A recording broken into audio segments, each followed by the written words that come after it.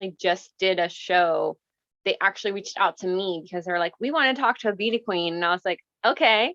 I'm like, what do you want to talk about? And they're like, misconceptions. And I'm like, oh, I have them, and I think a lot of that comes from television, what you see on TV. But I have been blessed to stand next to women who are doctors, lawyers, housewives, scientists, zoologists, you name it, I've stood next to them. And these are some really phenomenal women.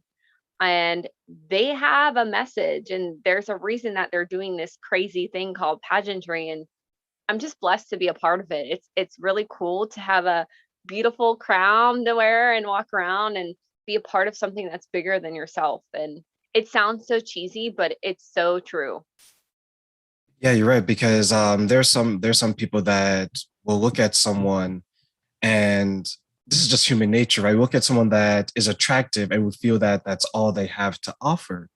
Whereas there's so many people who are attractive and smart. It goes back to that saying that he or she, they're sexy and they're smart, right? They're Yeah. brilliant and they're beautiful. So I think, like anything, yes, there's so many people who are born natural beautiful. There's some people who they work their body that way through exercise, through nutrition, things of that nature. But it doesn't take away from the person who they are, because I think we've passed the point where it's only based on beauty. I think we've got to the point as a group of people where we're like, okay, he or she is good looking, but there's always more to them. It's like scratching underneath the surface, as they say. Yep. You hit the nail on the head. Perfect. So I guess we'll officially get started. And I do want to welcome everyone to another episode of Behind the Shades. I have my lovely guest, Sandell, Miss Pennsylvania herself. She wants to speak to us about heart health issues and a number of other topics as well. So introduce yourself and tell us a little bit about who you are and what makes you tick.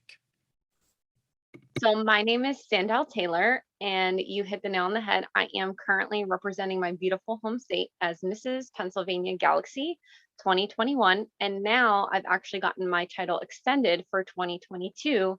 Still due to the pandemic, they decided to push their national pageant back. So, whoop whoop! I'm excited because I have a whole another year to represent this beautiful crown and sash. So, a little bit about me is I am a Army veteran spouse. My husband served and is now a veteran. Thank heavens he's done. I have two beautiful children. My son is 13 and he is has a mental actually behavioral health disorder called SPMD and ODD, which actually sits just outside of the autism spectrum. A gorgeous 9-year-old daughter who is 9 going on 30, I swear. And her name is Anastasia. She looks like the real life Moana in person. She's got beautiful curly long hair and she's just spunky and full of fight. And I have a fur baby who his name is Dash. He is a little orange tabby cat who kind of looks like Garfield, but the skinny version. And by day, I am a cosmetology instructor. So I actually teach adults how to do hair, skin, and nails on a daily basis. And by night, that is when I transform into my superhero version of myself, where I'm a pageant queen and international speaker about heart health. Perfect, perfect. Thank you for that lovely introduction. So tell us a little bit about what is heart health awareness. So for me, heart health awareness focuses on mind, body, and soul, and more importantly, generational change. So my goal is to help people realize that heart health affects 1 out of 3 women specifically in this country. It's the number one cause of death in the entire world, let alone right here in America. And 80% of it is preventable. So think about that. 8 out of 10 people who actually die from heart attacks or heart related diseases could have prevented that. And that's what my goal is with heart health awareness. My second goal is I want to teach people that CPR is obtainable. CPR, by doing CPR, which composes of your chest compressions and your breaths, just by doing the compressions themselves, which means your hands only CPR, you increase somebody's life expectancy by 40%. So if everybody listening right now were to pause this show just for 1 minute and go to the American Heart Association's website, they can learn hands-only CPR right now. By increasing by the breast, you increase somebody's life expectancy between 50 and 60% just by doing and helping in CPR. And it's simple, and typically you can find somewhere free to learn how to do it. And now my beautiful state has been the 29th state to make it mandatory that CPR is taught in high schools, which is something I think should happen worldwide. And so for me, it starts at a young age. Easy things that are obtainable for anyone to do, whether they are close to a grocery store, far away, have a disability, can't have access to healthy food. That is my goal with Heart Health is what can you do with what you have to make your life worth living to the fullest extent? And I think that's beautiful points, Sandahl, that you mentioned. It's interesting how the school curriculum, and to the teachers out there, we're not picking on you by any means, but I don't think the curriculum has changed that much, especially let's say over the last 50 years. But I would say there's been quite a number of changes over the last few years. And I think CPR, because I was CPR trained as well, and you don't realize how important it is to be CPR trained, and you don't realize how important education is. I'm in my early 30s and I went so many years not knowing this, but as soon as I was trained, I felt empowered to save lives. And you made a good point where there's so many people out there that suffer some type of heart condition. One in three is a lot of people out there who's suffering from this. We look at some of the other statistics when it comes to car crashes or being shot or being robbed or something like that, much lower in comparison. But yet we generate all this need, this anxiety, saying, "Oh, I don't want to do this, I don't want to do that." But if we can help our fellow man, our fellow woman, and our fellow non-binary people out there in regards to this, by all means, I am definitely for it. And I know that you have been such a strong advocate of heart health awareness. Now that you're representing Pennsylvania in this way, where do you see your journey taking you going forward? I've been blessed that my journey has taken me all over the world, so to speak, both virtually and in person. So far, just as Mrs. Pennsylvania Galaxy, I've traveled to 9 different states and either spoke about heart health, whether it was virtually or in person, increasing awareness by having people participate in my new online campaign, or just talk about tips and tricks on how to stay heart healthy. And the other thing that I like to see is where I hope to go and what I'm powering for is with my new campaign that I started, which is an online social media campaign called Show Us Your Heart. I actually started it in the beginning of this year because my father passed away from COVID-19 and underlying heart conditions. My goal was originally to hit 50 people by my birthday, which was in July, and I hit that goal. So overall, my next goal is to hit 100 people by the end of my reign. And I'm so blessed to tell you, as of right now, Terrence, I've hit 4 continents, 17 states, and 57 participants as of today, which is just phenomenal. And these are people from every walk of life. These are men, these are women, these are children that are participating. And I could have never dreamed that when I started this social media campaign that it was going to reach this far, it was going to do this well. And the campaign is all about heart health. So what I ask in the campaign is that people take a video or a photo of something that they do every day in their life that makes them heart healthy. I had a girl who rollerbladed. I had another lady who was jumping horses. I had a gentleman who was doing his workout that he does in the gym. You name it, someone's done it in this campaign. And basically, the goal with it was to partner it with a health fact or a tip and trick, or to give it to someone else that maybe would have thought, oh, I never knew I could rollerblade and that helps me stay heart healthy. Or I never knew by riding a horse that could help me stay more heart healthy. some fun, easy ways that people can stay heart healthy. The other goal was kind of something you mentioned earlier is I want to showcase people out there that look just like you, that look like who is coming and viewing these goals. So I've had people of every race, every religion. I've had people pretty much, like I said, from every walk of life that have so far participated. And I can't wait to see how many more people get involved and how big this can really be. And it's just been really phenomenal to see that something I started because I was grieving and I wanted to honor my father with this legacy has turned into something that can really help change the future of generations to come, hopefully.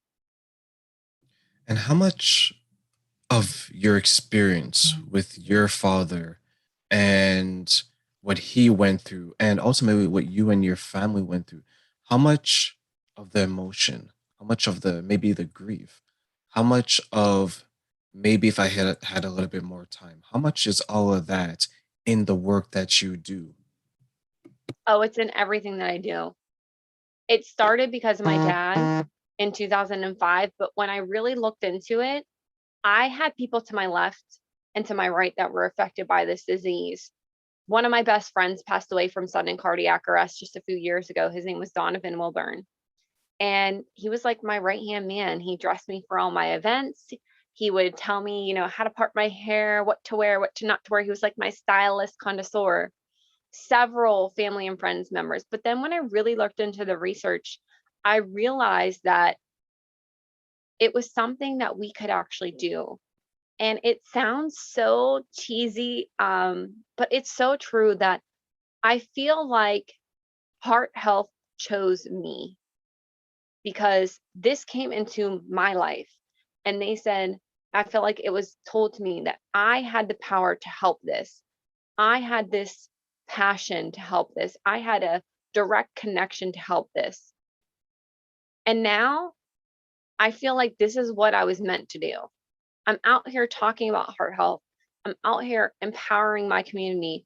I'm out here trying to reflect generational change within my children, hopefully their children, other families, other members of my community, and really just spreading that message that if we can start to take those simple things, that this disease, this number of statistics, we can drastically change that. And what you're doing, I think, is a powerful and a well needed first step because you're raising the awareness and you're raising the awareness in a way where you're educating people. And, sometimes when someone raises awareness and they just say, you guys need to eat better, and then you're like, okay, but show us how, right? Tell us what we can do. Tell us what is required of us, right? How much can we do to maybe change and become better? So when you put that out there, do you find any obstacles that are becoming common when you go from state to state and from place to place in your journey? I feel that the biggest obstacle is food deserts and lack of resources, such as even basic healthcare, as I'm traveling. And it's not just in certain states, it's not just in communities in general, it's all over the world. And so one of the resources that I actually use to help this is by, of course, now the internet has free delivery, which is making things a lot easier. I'm actually helping to find resources in the community, such as possibly a food pantry where people can go, a church that's willing to open a food pantry, a doctor who comes into the town once a month, and kind of putting those people together and networking. And I'm also teaching people how to start an urban garden, which is kind of the term that's used right now, but it's really just a garden in your home or a garden on your porch or in your windowsill so that you could start with one fresh vegetable, whatever the easiest is to grow in your specific community. And of course, trying to help with access to healthy and fresh water. That's another big thing is we want that to go in. And then a drive that I'm personally doing is I am starting to do activity bags, very much like blessing bags that you might have seen. And what I'm doing in these activity bags is I'm giving kids a jump rope, a frisbee, maybe a little dice that has like exercises on it, chalk, just things that would encourage healthy outdoor play, and also things that they can do inside too. You know, games like Twister, or you know, something that gets their body moving. And I'm giving these out free of charge to people that are in need, because I feel that, like I said, that's where it starts, is giving our children the access to these simple things, giving the families the access, giving them that knowledge of, hey, you know what, maybe I do live 25 miles away from the closest grocery store, but this is what I can do, and here's a way that we can help each other, and here's a way that we can connect with our neighbors and work together. That's kind of what I do. And it also does vary, like you mentioned, from state to state, because what I can grow here in Pennsylvania, somebody might not be able to grow in Arizona, or vice versa. And I think that that's the key, is figuring out what can you do, not what is there out there to do, but what can you financially or physically or afford to do in your life. And trust me, if you are willing to do the work, I am willing to find the way to help you, because that is my goal, is let's do this together. Let's work together. Let's do something that is affordable, feasible, and financially able to be reachable for you and your family. The resources that you speak of now, and I must commend you. Like, you sound so educated in it, and you sound passionate. And I know it comes from a place of, it's very personal to you because you've been personally touched and personally blessed by it. Did you always have this knowledge of heart health awareness when you were going through your situation with your father, or was it something that you came along because of that situation? Before my dad had his heart attack and stroke, I was involved with American Heart Association, but not to this extent. You know, I would volunteer in my community, of course, you know, give back to the community. But when that happened, it's really kind of when I took the dive in, and I really started to see how it affected not only me, but the neighbor down the street, my best friend who passed away, their families. And that's what really made me get into it and say, you know what? I have the power to change this. I don't know how. I didn't know how. I didn't know what I was going to do. I just started looking into the opportunities that were out there. I became an Empower to Serve ambassador, which is an educator. I'm actually an educator by trade. And the Empower to Serve program through the American Heart Association is free. It's online. And what that affords me is the knowledge to help pass on some of this information to you, yourself, and others. What can they do, or what should you be eating? You know, I'm not a nutritionist, I'm not a doctor, but I have a network of people who are. They can be like, you know what, let me hook you up with my friend. Let's talk with her. Let's get him in there. Let's get my, you know, person down the street involved. And the other thing is, I think that I have tenacity. I think for me, I came from a life where, you know, I was judged based off of how I look. You know, I have blonde hair, blue eyes. So, you know, people look at me and be like, well, she's never had a problem in the world, but yet I have. After my dad had a heart attack and stroke, I faced homelessness. I was actually homeless for quite some time because I left a domestic violence situation, and I had to move from home to home to home because I didn't want him to find me. I went through and took back my life because of that. I was, you know, very down. You know, I felt very low of myself. I had no confidence after I left that. And at the same time, I was a very young mother. I had a son when I was 19 years old, and I took back my life. I chose not to give up. I chose to thank God for the second opportunity that I was given to live my life. And I realized that I have a mouth, and I have this voice, and I have a way that I can help someone.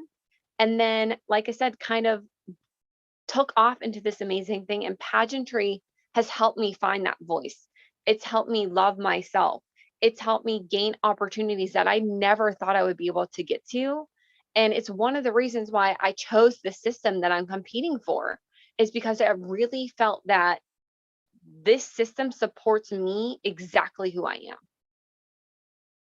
And I love that you mentioned that because it's like full circle. We started off a small banter about misconceptions and people maybe looking at you, looking at me, and thinking one thing when it's totally the opposite. And you're right. There's some people that would look at you and say, she looks like she's had to worry about nothing in her life. And here you are. Your father went through a heart attack. Your father experienced a stroke. You had a domestic violence situation growing up. You were a young mother. You had all these trials, or a better word be, you had all these tests of your character, of who you are. And all these years later, you're standing tall, representing yourself, representing your husband, representing your children, representing your father, representing everyone close to you. Sandahl, you are representing your state at this point, right? You have come a long way. And sometimes we need to stop and acknowledge that. Sure, we can look at you and we can see the eyes, we can see the hair color, and we can assume what we want. But I think what a lot of us need to start doing is we need to open our hearts more, open our ears even more, and close our mouth and just listen to the person and who they are. Because you are doing something that's remarkable and it's coming from a place of love. You love all these people around you. And that, to me, just from this conversation, is what's driving you to develop to deliver this message. And when you go from state to state, when you look up all these things, when you connect with all these people, when you open up your network to everyone, at the core of that, how much is it being created from the love that you have from all the people that I mentioned? Oh, a lot of it is from that core, but more importantly, it's because I know I went through some challenges, but what I went through is a fraction of what some of the other families and some of the other people that I help. I mentioned to you earlier that 1 out of 3 women are affected by heart disease. Most of those women are African American or Latina descent because of the access to affordability to healthcare, because of the access to healthy foods, because of beyond scopes of practices that we could have a whole other show about. And for me to come in and be able to say, you know what, let me try to help. Let me try to help this number because it has directly impacted me. It has directly impacted the people that I'm surrounded by, people that I don't even know that have then reached out to me and said, my dad died from a heart attack. Thank you for talking about this. Or my family member died from a heart attack. Thank you for talking about this. That's why I'm doing this. Because those people have had even more challenges in their life. And if we can give those people and anyone who's listening, and when I'm saying those people, I'm talking about anybody who's had a challenge in their life, not just me, not just my friends. We are helping each other. We are raising our community, like you said, together, arm in arm, lifting it up.